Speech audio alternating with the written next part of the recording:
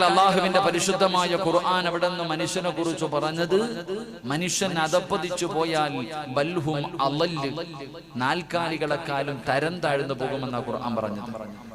പച്ചയായ മനുഷ്യനെ, എന്റെ പ്രിയമുള്ളവരെ, ജീവനോടെ കത്തിക്കുന്ന ഒരു കാലഘട്ടത്തിലൂടെയാണ് ഞാനും നിങ്ങളും കടന്നു പോകുന്നത്. പട്ടിയെ തല്ലിക്കൊല്ലുന്നത് പോലെ, എന്റെ പ്രിയപ്പെട്ടവരെ, പട്ടിയെ തല്ലിക്കൊല്ലുന്നത് പോലെ, പേപ്പട്ടിയെ തല്ലുന്നത് പോലെ ജനങ്ങളുടെ മധ്യത്തിലിട്ടുകൊണ്ട് പടച്ചവനെ, അതാ മനുഷ്യനെ, ഒരു ജീവനുള്ള മനുഷ്യനെ, വികാരവും വിചാരവും മോഹങ്ങളും സ്വപ്നങ്ങളുമുള്ള ഒരു മനുഷ്യനെ പച്ചയ്ക്ക് ജനങ്ങളുടെ മുന്നിലിട്ട് പട്ടിയെ പോലെ തല്ലിക്കൊന്നിട്ട് അതിന്റെ വീഡിയോ എടുത്ത് ഫേസ്ബുക്കിലിടുന്ന മനുഷ്യന്റെ കാലഘട്ടത്തിലൂടെയാണ് ഞാനും നിങ്ങളും കടന്നു പോകുന്നത്.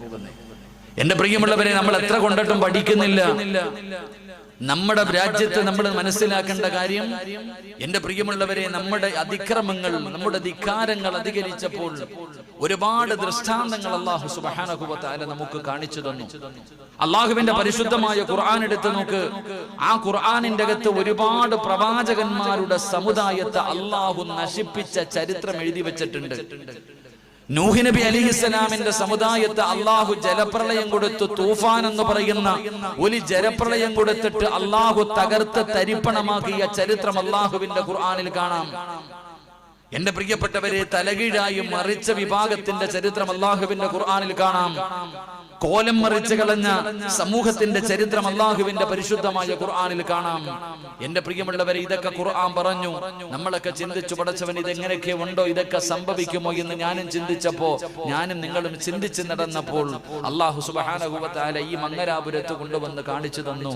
എങ്ങനെയാണ് വെള്ളപ്പൊക്കം ഉണ്ടാകുന്നത്, എങ്ങനെയാണ് മഴ പെയ്താൽ വെള്ളം കയറുന്നത്, എങ്ങനെയാണ് ഒരു മനുഷ്യന് കഷ്ടപ്പെട്ട് സമ്പാദിച്ചത് മുഴുവനും വെള്ളത്തിൽ ഒലിച്ചു പോകുന്നത്.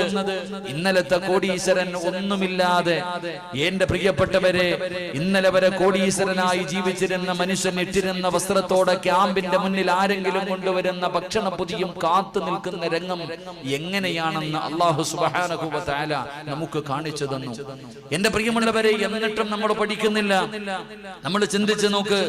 എന്റെ പ്രിയപ്പെട്ടവരെ, എന്നിട്ടും മനുഷ്യൻ പഠിക്കാൻ തയ്യാറാകുന്നില്ല. ഞാൻ മറ്റുള്ളവരെ കുറിച്ച് പറയുന്നില്ല, പ്രത്യേകിച്ച് മുസ്ലിം സമുദായം അതിൽ നിന്ന് പാഠം ഉൾക്കൊള്ളാൻ തയ്യാറാകുന്നില്ല എന്നുള്ളതാണ്.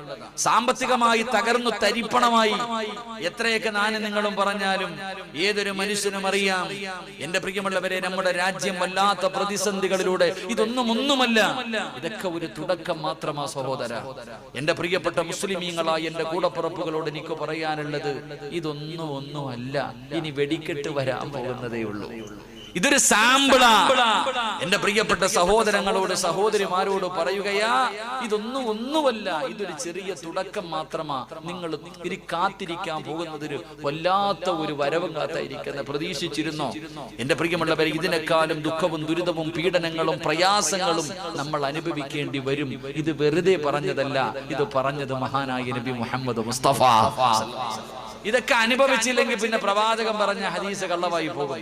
അള്ളാഹുവിന്റെ റസൂൽ സല്ലല്ലാഹു അലൈഹി വസല്ലം തങ്ങൾ പറഞ്ഞു, നമ്മൾ പറയുമായിരുന്നു, മ്യാൻമറിലെ കഥ പറയും, അവിടെ കൊന്നു, ഇവിടെ കൊന്നു, അങ്ങനെ കൊന്നു, ഇങ്ങനെ കൊന്നു. അതൊക്കെ മാറിയിട്ട് ഇനി നമ്മുടെ നാട്ടിലേക്ക് വരാൻ പോകുകയാ. അതിന്റെ തുടക്കവാ ഇതൊക്കെ, അതിന്റെ തുടക്കവാ. ഇനി നമ്മളെ രക്ഷിക്കാൻ ഒറ്റ ഒരാളെ കൊണ്ട് മാത്രമേ കഴിയൂ. ഇനി മുസ്ലിം ഉമ്മത്തിനെ സഹായിക്കാൻ, നമ്മളെ രക്ഷപ്പെടുത്താൻ ഇനി ഒരാളെ കൊണ്ടേ കഴിയൂ. ആരെ കൊണ്ട്? അത് അള്ളാഹുവിനെ കൊണ്ട് മാത്രമേ കഴിയത്തുള്ളൂ. അള്ളാഹു നമുക്ക് ഈമാൻ നൽകുമാറാകട്ടെ. ഉറക്കപ്പറ, അള്ളാഹു നമുക്ക് ഈമാൻ നൽകുമാറാകട്ടെ. അതുകൊണ്ട് ഇനി നിങ്ങൾക്ക് ആർക്കെങ്കിലും രക്ഷപ്പെടണമെങ്കിൽ ആകെയുള്ള പോംവഴി ഒറ്റ വഴിയേ ഉള്ളൂ. നിന്റെ ഈമാൻ അങ്ങോട്ട് നേരെയാക്കുക, അതല്ലാതെ വേറെ ഒന്നുമില്ല. നിന്റെ ഈമാൻ, ആ ഈമാനിനെ, നിന്റെ വിശ്വാസത്തെ നീ ഉറപ്പിക്കലല്ലാതെ വേറെ ഒരു വഴിയും ഇനി നിന്റെ മുന്നിലില്ല. ഒറ്റ വഴിയേ ഉള്ളൂ, നിന്റെ ഈമാൻ നീ അങ്ങ് ഉറപ്പിക്കുക. കാരണം അല്ലാഹു സുബ്ഹാനഹു വ തആല ചോദിച്ചത്, അം ഹസിബതും മൻ തദ്ഖുലുൽ ജന്ന. അല്ലാഹു ചോദിച്ചു, സ്വർഗ്ഗം വെറുതെ കിട്ടുമെന്ന് നീയൊക്കെ കരുതിയോ? ഞാനും അത് തന്നെയാ നിങ്ങളോട് ചോദിക്കുന്നത്. എന്റെ നഫ്സിനോട്, നിങ്ങളോട് ഞാൻ ചോദിക്കുകയാ, അല്ലാഹുവിന്റെ സ്വർഗ്ഗം വെറുതെ കിട്ടുമെന്ന് നിങ്ങളൊക്കെ കരുതിയോ? ഇല്ല സഹോദര, കിട്ടൂല. എപ്പോഴെങ്കിലും പള്ളിയിൽ നിന്ന് വാങ്ക് വിളിക്കുമ്പോ, ഇക്കാമത്ത് കൊടുക്കുമ്പോ ചാടിക്കേറി ഇമാമിന്റെ പുറകിൽ 4 വട്ടം തലം കുത്തി ചാടിയിട്ട് അസ്സലാമു അലൈക്കും വറഹ്മത്തുള്ളാഹി എന്ന് രണ്ടാമത്തെ സലാം പള്ളിയുടെ വെളിയിൽ വിട്ടണ നമുക്ക് സ്വർഗ്ഗത്തിലേക്ക് പോകാൻ പറ്റുമെന്നാ തോന്നണേ? എപ്പോഴെങ്കിലും ഇതുപോലെയുള്ള കാക്ക കുത്തുന്നത് പോലെ എന്തെങ്കിലും ചില നല്ല കാര്യങ്ങൾ ചെയ്തതിന്റെ പേരിൽ എനിക്കും നിങ്ങൾക്കും സ്വർഗ്ഗം ഒന്നല്ലേ ഉള്ളൂ?